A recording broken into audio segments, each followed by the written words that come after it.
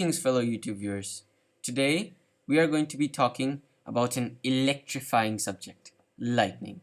Yes, today's news might shock you. Today, we are going to be talking about what is lightning, how is it caused, what are the types, and if you stick till the end, what are some fun facts about lightning. So, let's start. First of all, what is lightning?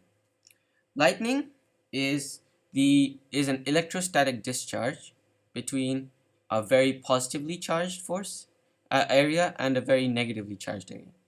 So the kind of lightning that we see is a form of the is one of the three different forms of lightning, which you can see here. It's the it's an electrostatic discharge between the ground and the cloud. But there are also other types of lightning, as we will learn. So lightning is, as you probably know, electricity. But it's not the kind of electricity that you're using to power your computer or this computer that is being recorded on. No, lightning is a type of static electricity. It doesn't flow. It's when charges build up. So for the type of electricity that moves, it needs something that is a conductor. So like metal, which is probably a large part of what your computer is made of or device is made of. But in static electricity, you need something that is an insulator, because in insulators, the charges can build up. They can't move. So you have insulators here are air and the ground. So how is lightning created? How is this massive electric discharge created that you can see that's so loud and bright? Well, let's look at how clouds are formed. You know how whenever there's lightning, there's always a thunderstorm before it. Nearly all the time, there's a thunderstorm and only then you get lightning. And it's created by thunderclouds, which I've drawn here. So, by the way, a big thanks to sketch.io. Their software is amazing. You should try it. So lightning is created when you have a whole bunch of water vapor going upwards. So let's say green. You have a whole bunch of water vapor that's moving upwards. And now what you will find out is that up here it's really cold. So it's unexpectedly cold.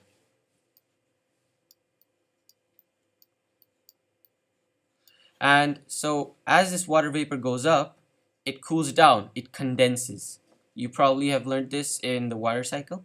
So the water vapor condenses, but did you know that most of the time it also freezes? Yes, the water droplets become tiny ice crystals. And so as you have these droplets going up, you also have at the top of the cloud some cold droplets which are moving downwards. So now you have these sharp sort of tiny ice particles going up and sharp tiny ice particles going down. Guess what's going to happen? They're going to rub against each other, and this creates friction. Now, if you've ever, well, when you take a shower, if you've ever noticed when you dry your hair, a lot of times the hair stands up. Also, at nighttime, or when you're putting on a sweater that your grandmother gave you, then your hair sticks up. The reason is the same, because there's friction between two insulators, and so this creates an electrical static charge. So now these two types of crystals are rubbing against each other, the ones that are going up and the ones that are going down, and this creates friction. This isolates a positive charge near the top and a negative charge near the bottom of the cloud. Now, that's all good, you may say, but what about the ground? There's nothing rubbing on the ground except maybe tires of cars, but that surely isn't enough to generate a charge. And you're right, that isn't. So how come we have these positive charges near the top of the ground and these negative near the bottom? Well, this is due to an effect called induction. We'll make another video about this as well, but to briefly explain it, in the beginning, there's negative charges and positive charges equally distributed in all parts of the ground, right? So there's some negatives here, some positives there. So what happens that the negative charges, this side becomes all negative and this side becomes all positive, or vice versa? The reason is very simple. The reason is that these negative charges repel the negative charges on top.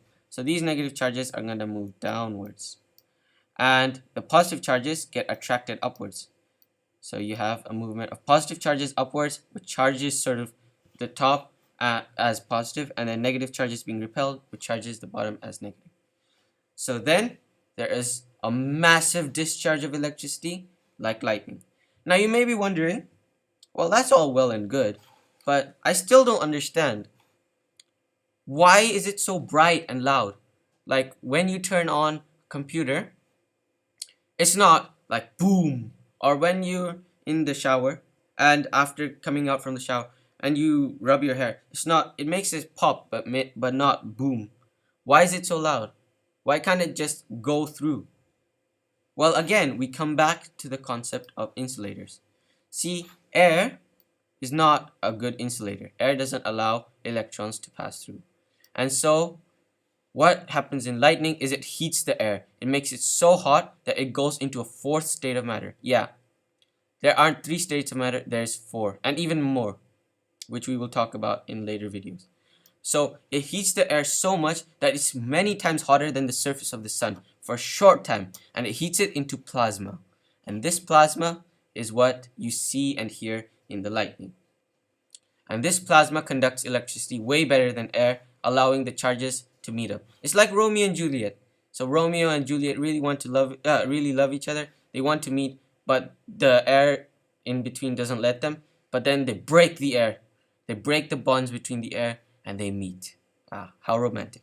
Anyway, so that is lightning explained for you. Now there's 3 different types. There's lightning inside a cloud. There's lightning between 2 clouds. So if a cloud gets too close, it gets zapped.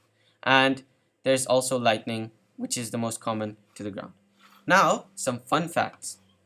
Did you know about Benjamin Franklin? Benjamin Franklin flew a kite. By the way, do not do this. I seriously do not recommend flying a kite with metal stuff because it'll shock you. But Benjamin Franklin was a bit crazy. He flew a kite in a metal storm to make electricity strike it, and after that he proved that lightning was a type of electricity. Brave guy. Also, one more interesting fun fact. You know, these days buildings are actually built specially so that they get hit by lightning more. Yeah, you heard that right. People who are building buildings, build them specially so that they get hit more by lightning. Why? Isn't that crazy? Well, the reason is, if you give lightning a path to follow through, then it won't hit you. Then it won't destroy the building. Lightning is really lazy. It wants to take the shortest path possible. So if you give it the path of least resistance, if you give it, say, a metal pole on top of your building, which is a great conductor, then it will hit that pole. It won't hit any random person who's walking on the street. So yeah, or it won't destroy the building because it connects directly to the ground. For a more detailed explanation, we'll be explaining stuff like plasma and those kind of stuff a bit better later on. So stay tuned, subscribe if you want. If you like this, then give it a thumbs up. And also, a big thanks to our team. They now quit, a lot of the editing team, but thank you for editing the video so far. We are going to have some translators. So if you speak French or Hindi, namaste. French, bonjour. We are going to be translating our videos in future episodes in those languages. So hope you look forward to that. If you like this, please don't forget to like, subscribe, comment, and share. This is Aditya Rawat for Companion. Thank you.